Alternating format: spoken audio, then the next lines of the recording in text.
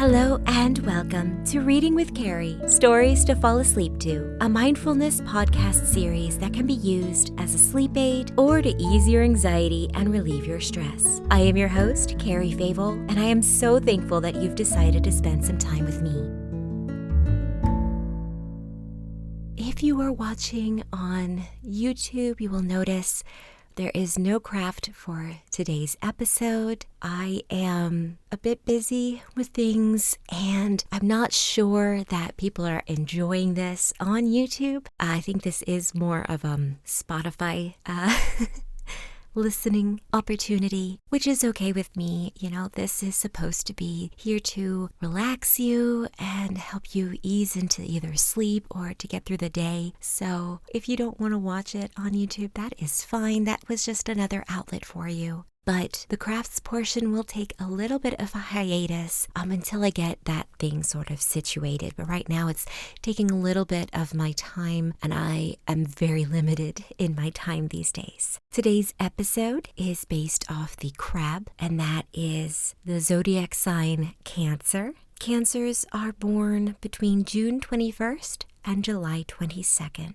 Cancers have a reputation for being hyper-emotional, temperamental, and spiteful. Don't come for me, I am just reading off of Google. Cancers are also very devoted and are extremely fond of their loved ones, oftentimes to an unhealthy degree. So if you are a Cancer, just take note of your love for others and make sure that you place yourself as a higher priority.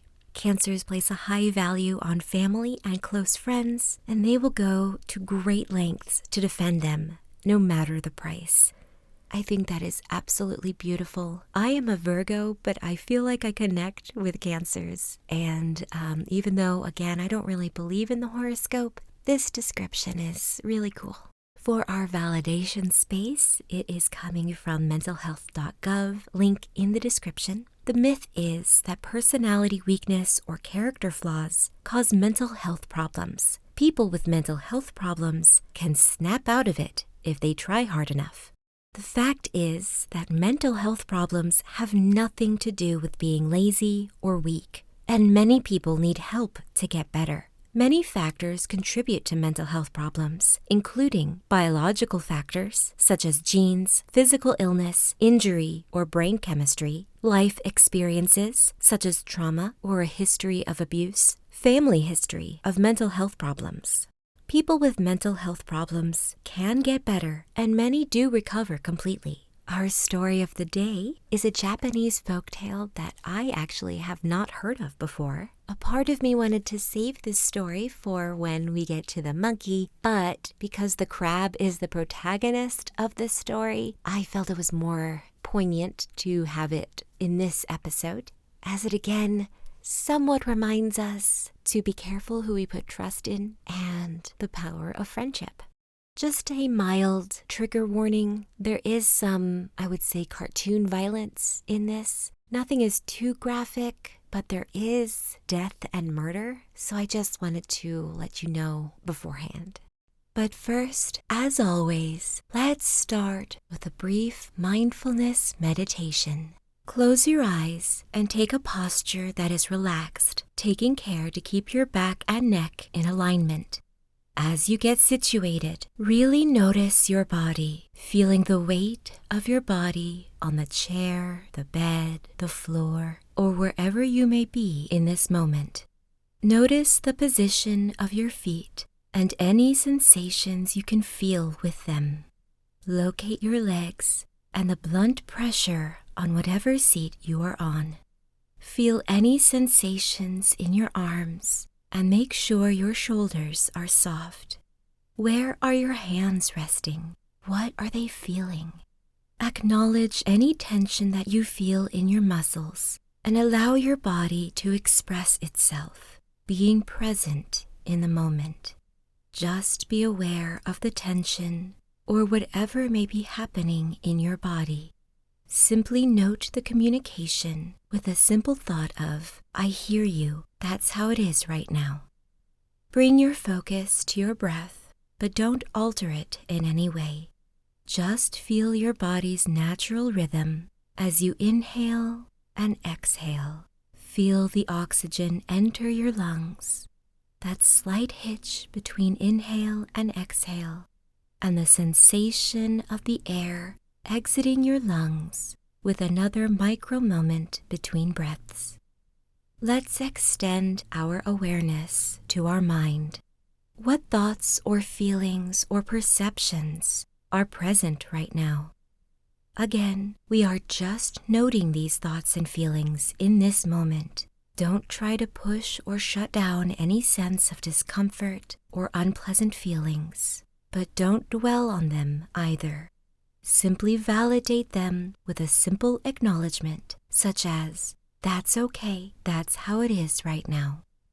Keeping the connection you have with your body, reach your hands above your head, stretching your arms. Tense up the muscles as you breathe in and hold them in place for just a moment.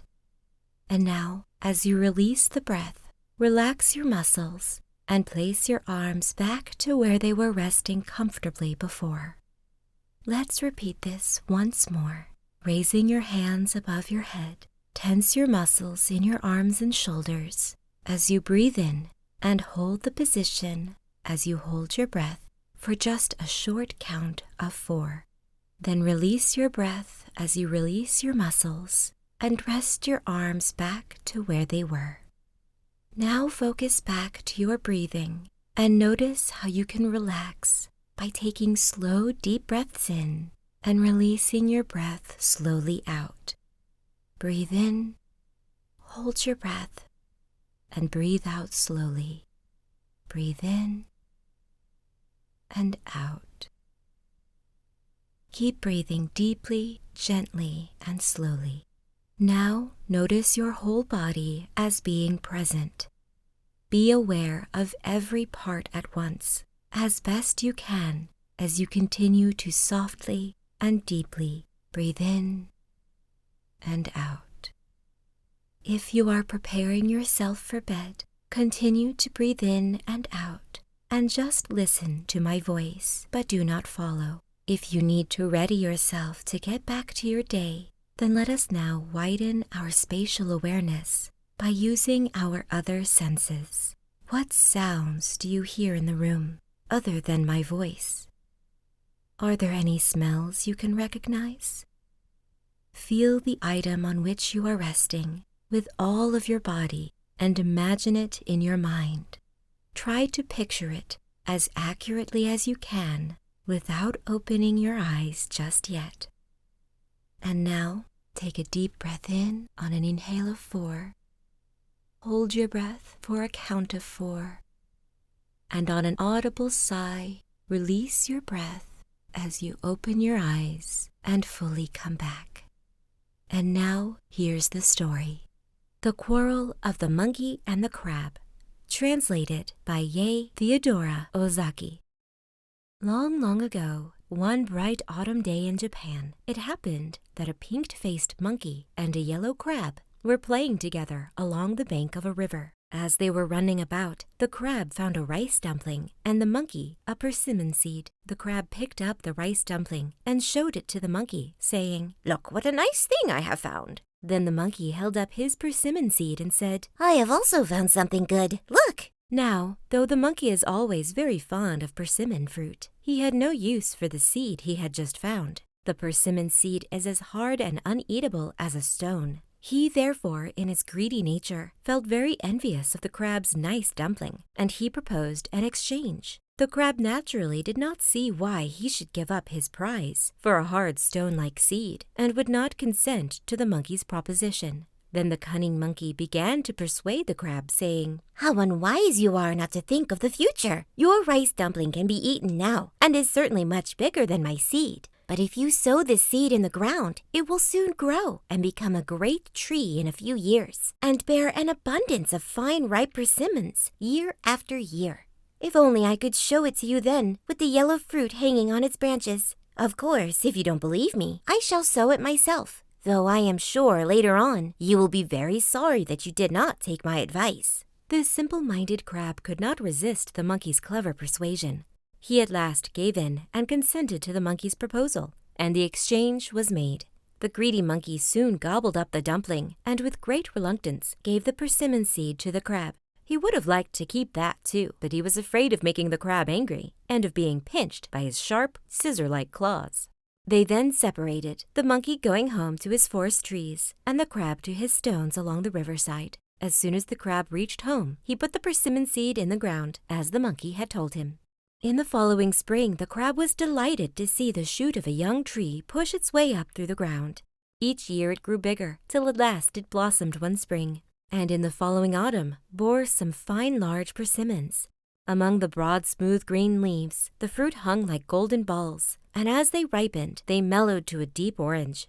It was the little crab's pleasure to go out day by day and sit in the sun and put out his long eyes in the same way as a snail puts out its horn and watch the persimmons ripening to perfection. "How delicious they will be to eat," he said to himself.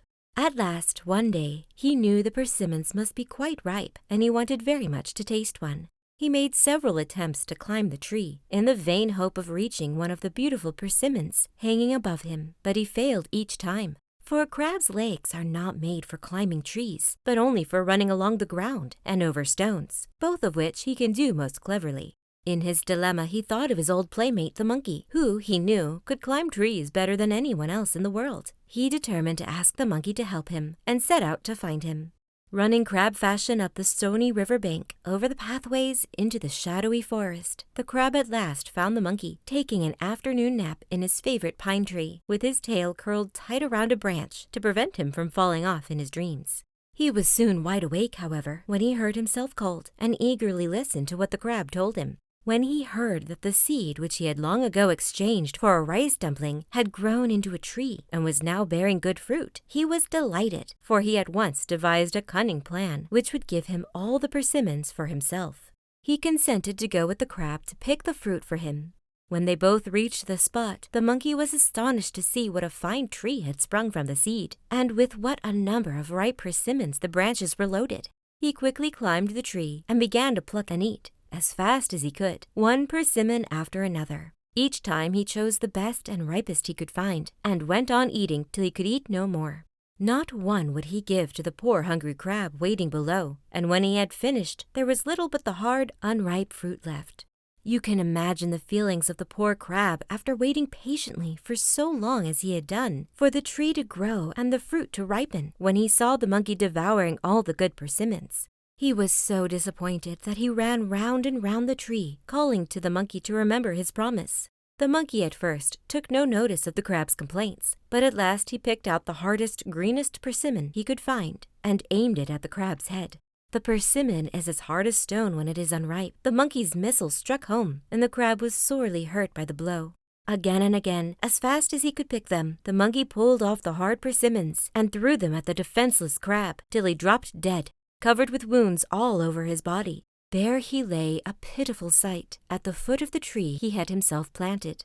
When the wicked monkey saw that he had killed the crab, he ran away from the spot as fast as he could, in fear and trembling, like a coward as he was. Now the crab had a son who had been playing with a friend not far from the spot where this sad work had taken place. On the way home he came across his father dead, in a most dreadful condition. His head was smashed and his shell broken in several places, and around his body lay the unripe persimmons which had done their deadly work. At this dreadful sight, the poor young crab sat down and wept. But when he had wept for some time, he told himself that this crying would do no good. It was his duty to avenge his father's murder, and this he determined to do. He looked about for some clue which would lead him to discover the murderer. Looking up at the tree, he noticed that the best fruit had gone, and that all around lay bits of peel and numerous seeds strewn on the ground, as well as the unripe persimmons, which had evidently been thrown at his father. Then he understood that the monkey was the murderer, for he now remembered that his father had once told him the story of the rice dumpling and the persimmon seed. The young crab knew that monkeys liked persimmons above all other fruit, and he felt sure that his greed for the coveted fruit had been the cause of the old crab's death. Alas! He at first thought of going to attack the monkey at once, for he burned with rage. Second thoughts, however, told him that this was useless, for the monkey was an old and cunning animal, and would be hard to overcome. He must meet cunning with cunning, and ask some of his friends to help him, for he knew that it would be quite out of his power to kill him alone. The young crab set out at once to call on the mortar, his father's old friend, and told him of all that had happened.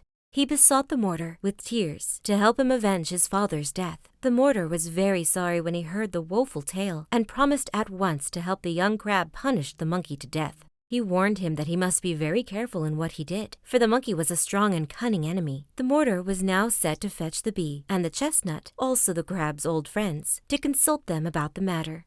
In a short time the bee and the chestnut arrived. When they were told all the details of the old crab's death and of the monkey's wickedness and greed, they both gladly consented to help the young crab in his revenge. After talking for a long time as to the ways and means of carrying out their plans, they separated, and Mr. Mortar went home with the young crab to help him bury his poor father. While all this was taking place, the monkey was congratulating himself, as the wicked often do before their punishment comes upon them. And all he had done so neatly, he thought it quite a fine thing that he had robbed his friend of all his ripe persimmons, and then that he had killed him. Still, smile as hard as he might, he could not banish altogether the fear of the consequences, should his evil deeds be discovered, if he were found out, and he told himself that this could not be, for he had escaped unseen. The crab's family would be sure to bear him hatred and seek to take revenge on him. So he would not go out, and kept himself at home for several days. He found this kind of life, however, extremely dull, accustomed as he was to the free life of the woods, and at last he said, "No one knows that it was I who killed the crab. I am sure that the old thing breathed his last before I left him. Dead crabs have no mouths. Who is there to tell that I am the murderer? Since no one knows, what is the use of shutting myself up and brooding over the matter? What is done cannot be undone."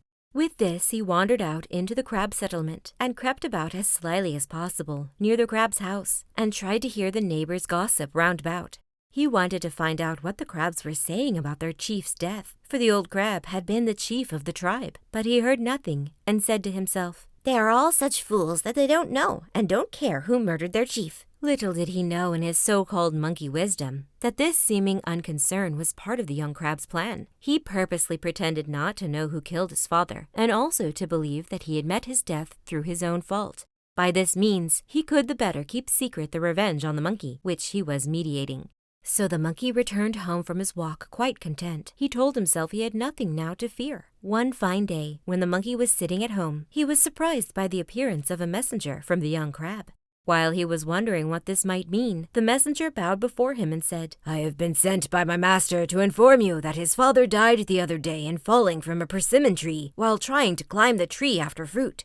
This, being the 7th day, is the first anniversary of his death, and my master has prepared a little festival in his father's honor, and bids you come to participate in it, as you were one of his best friends. My master hopes you will honor his house with your kind visit."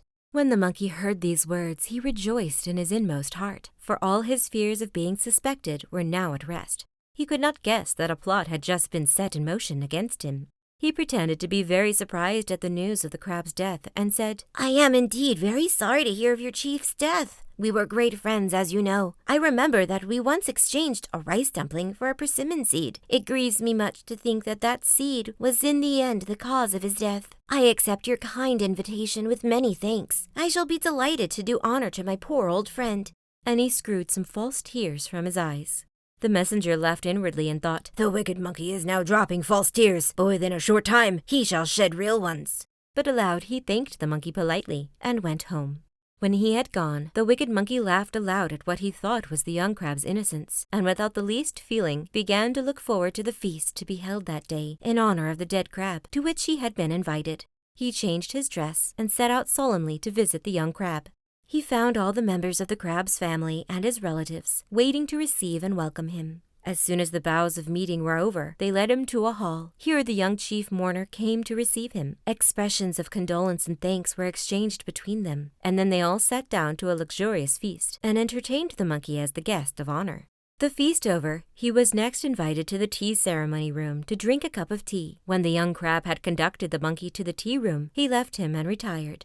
Time passed, and still he did not return. At last, the monkey became impatient. He said to himself, "This tea ceremony is always a very slow affair. I am tired of waiting so long. I am very thirsty after drinking so much sake at the dinner." He then approached the charcoal fireplace and began to pour out some hot water from the kettle boiling there, when something burst out from the ashes with a great pop and hit the monkey right in the neck. It was the chestnut, one of the crab's friends, who had hidden himself in the fireplace. The monkey, taken by surprise, jumped backward and then started to run out of the room. The bee, who was hiding outside the screens, now flew out and stung him on the cheek. The monkey was in great pain. His neck was burnt by the chestnut, and his face badly stung by the bee, but he ran on screaming and chattering with rage. Now the stone mortar had hidden himself with several other stones on the top of the crab's gate, and as the monkey ran underneath, the mortar and all fell down on top of the monkey's head. Was it possible for the monkey to bear the weight of the mortar falling on him from the top of the gate? He lay crushed and in great pain, quite unable to get up. As he lay there helpless, the young crab came up, and holding his great claw scissors over the monkey, he said, "Do you now remember that you murdered my father?" "Then you are my enemy?" gasped the monkey brokenly. "Of course," said the young crab. "It was your father's fault, not mine," gasped the unrepentant monkey. "Can you still lie? I will soon put an end to your death." And with that he cut off the monkey's head with his pincher claws. Thus the wicked monkey met his well-merited punishment, and the young crab avenged his father's death. This is the end of the story of the monkey, the crab, and the persimmon seed.